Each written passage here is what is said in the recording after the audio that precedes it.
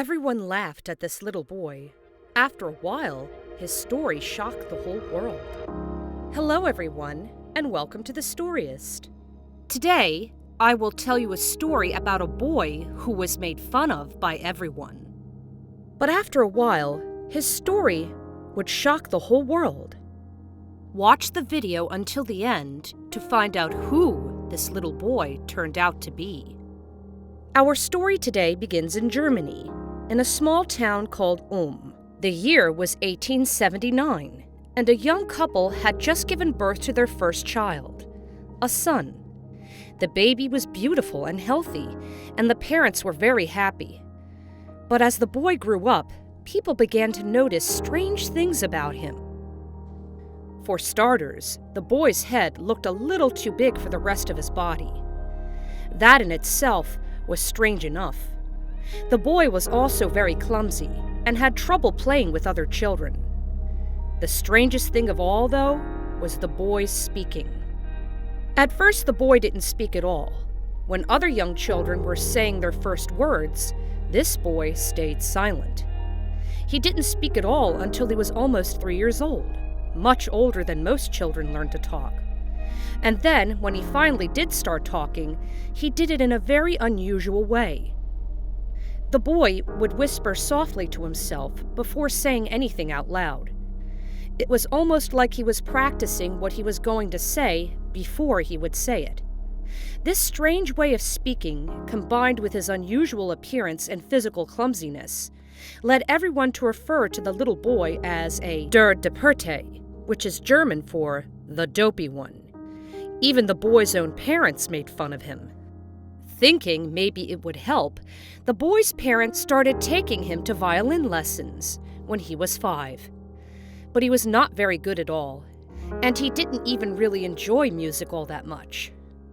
The other students would hear him play and then laugh at him and his poor violin skills. Even though he was a brand new student who was just starting out on the instrument, they made fun of him. He just couldn't get any of the notes right. Things were no better for the boy at elementary school either. He was often mocked by the other children for being different, and he had trouble making friends. "There goes Dopey with his big head," they would say. "Hey, Dopey, watch out that you don't hit your head on anything."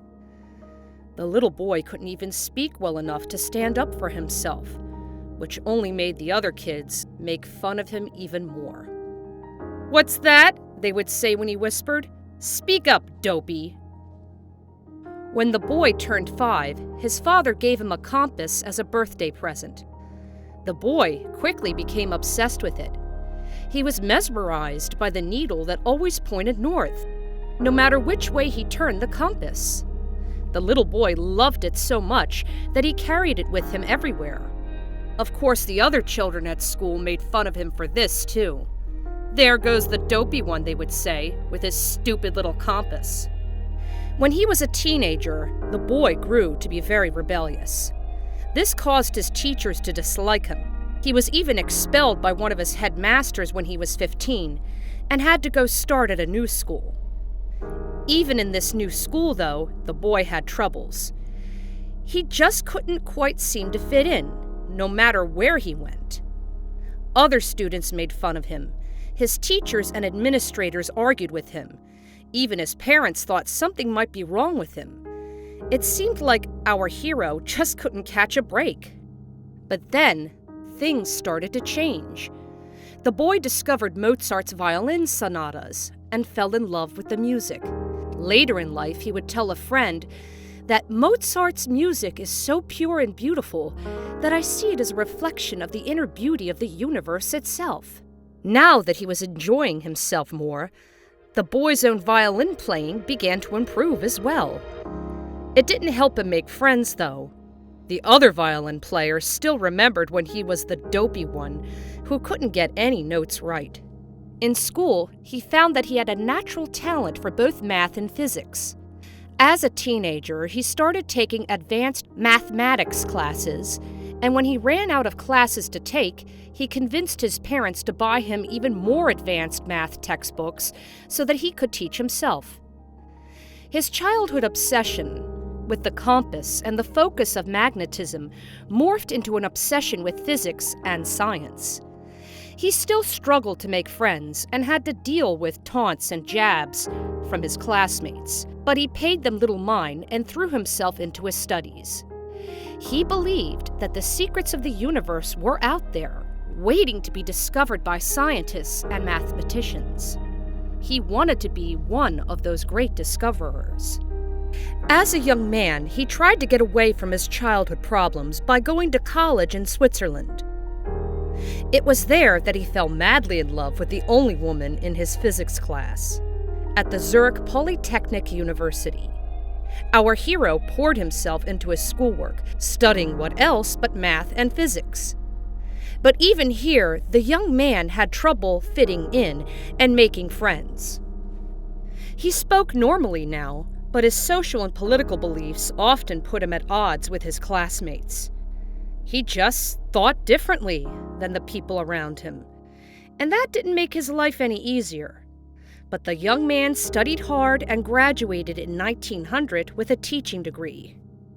After finishing with school, the young man married his sweetheart and began working at a patent office as a clerk, while also teaching math and physics lessons on the side to help support his new family.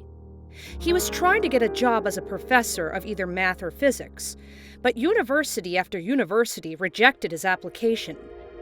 Our hero wanted to be a teacher so that he could further explore the mysteries of the universe through science and math.